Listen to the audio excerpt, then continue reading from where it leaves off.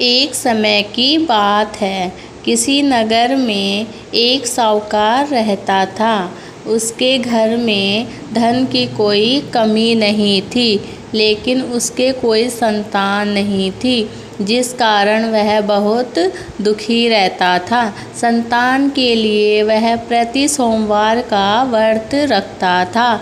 वह पूरी श्रद्धा के साथ हर सोमवार को शिव मंदिर जाकर भगवान शिव और माता पार्वती की पूजा करता था। उसकी भक्ति से माँ पार्वती एक दिन बहुत प्रसन्न हो गई। उन्होंने भगवान शिव से उस साहूकार की मनोकामना पूर्ण करने के लिए कहा। इस बात पर भगवान शिव ने कहा कि हे पार्वती, इस संसार में हर प्राणी को उसके कर्मों का फल अवश्य मिलता है। जिसमें भाग्य में जो हो उसे भोगना ही पड़ता है। लेकिन माता पार्वती ने साहूकार की भक्ति का मान रखने के लिए भगवान शिव से एक बार फिर इच्छा जताई। शिवजी ने माता पार्वती के आग्रह को पुत्र प्राप्ति का वरदान दिया। साथ ही यह भी कहा कि उसके बालक की आयु केवल 11 वर्ष ही होगी। साहूकार माता पार्वती और भगवान शिव की बातचीत को सुन रहा था। उसे भगवान के इस बात से ना तो खुशी हुई और ना दुख हुआ। वह हमेशा की तरह शिवजी की पूजा करता रहा। कुछ समय बीत जाने के बाद साहूकार के घर एक पुत्र जन्म लेता है। जब उस बालक की उम्र 11 वर्ष हुई तो उसे पढ़ाई के लिए काशी भेज दिया गया। साहूकार ने पुत्र के मामा को बहुत सारा धन देकर उसे काशी विद्या प्राप्ति के लिए ले जाने के लिए कहा। साथ ही मार्ग में यज्ञ करवाने को कहा। साथ ही यज्ञ स्थल पर ब्राह्मणों को भोजन कराने और दक्षिणा देने को कहा। दोनों मामा भांजे साहूकार के निर्देश से यज्ञ कराते, ब्राह्मणों को भोजन कराते और दक्षिणा देते हुए काशी की ओर प्रस्थान किए। रास्ते में एक नगर पड़ा जहाँ किसी राजा के राजकुमार का विवाह होने वाला था।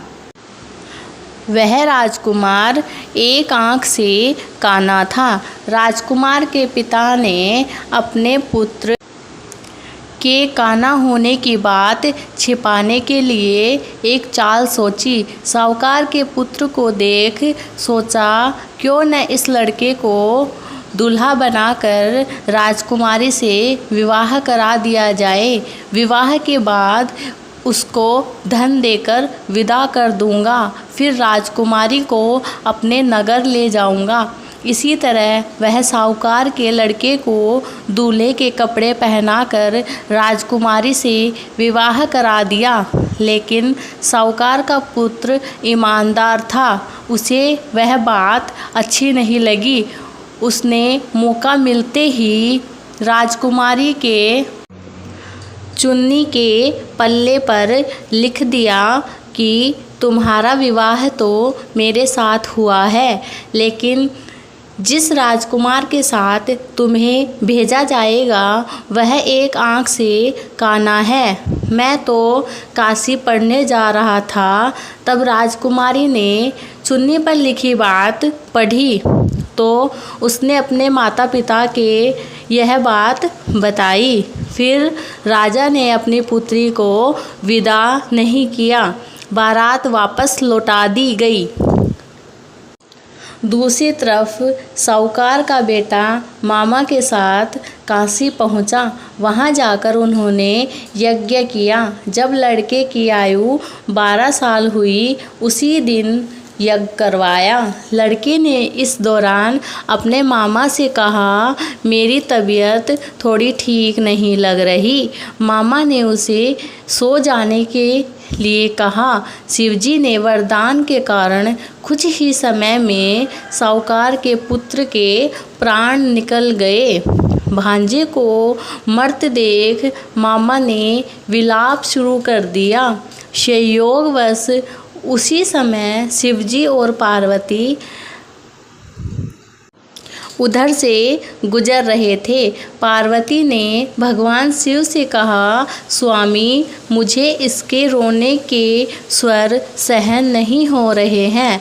कृपा कर आप इस व्यक्ति को कष्ट को दूर करें। जब शिवजी उस मर्त बालक के समक्ष गए और बोले, यह उसी साहूकार का पुत्र है जिसे मैंने 12 वर्ष की आयु का वरदान दिया था। तब उसकी आयु पूरी हो चुकी है। अब मर्त भाव से विरोर माता पार्वती ने कहा, हे प्रभु, कृपा कर इस बालक को और आयु दे, अन्यथा इसके वियोग में तड़प तड़प के इसके माता पिता की भी मृत्यु हो जाएगी। माता पार्वती के इतने आग्रह पर भगवान शिव ने बालक को जीवित होने का आशीर्वाद दे दिया। शिवजी की कृपा से उस बालक का पुण्य जन्म हो गया। इस तरह शिक्षा समाप्त कर लड़का अपने मामा के साथ अपने नगर की ओर वापस निकल पड़ा। दोनों साथ चलते हुए उसी नगरी में पहुँचे जहाँ लड़के का विवाह हुआ था। राजा ने लड़के को देखते ही पहचान लिया। फिर महल में ले जाकर उसकी खूब खातिरदारी की और अपनी पुत्री को विदा किया। इधर भूखे प्यासे रहकर साहूकार और साहूकारनी अपने पुत्र की प्रतीक्षा कर रहे थे।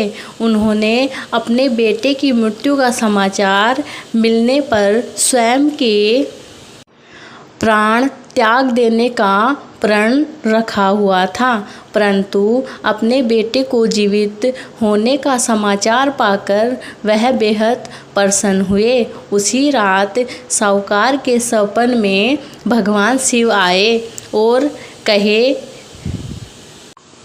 हे साहूकार, मैंने तेरे सोमवार के व्रत करने वह व्रत कथा सुनने से प्रसन्न होकर तेरे पुत्र को लंबी आयु का वरदान दिया है। बोलो भगवान शिव जी की जय। बोलो माता पार्वती की जय।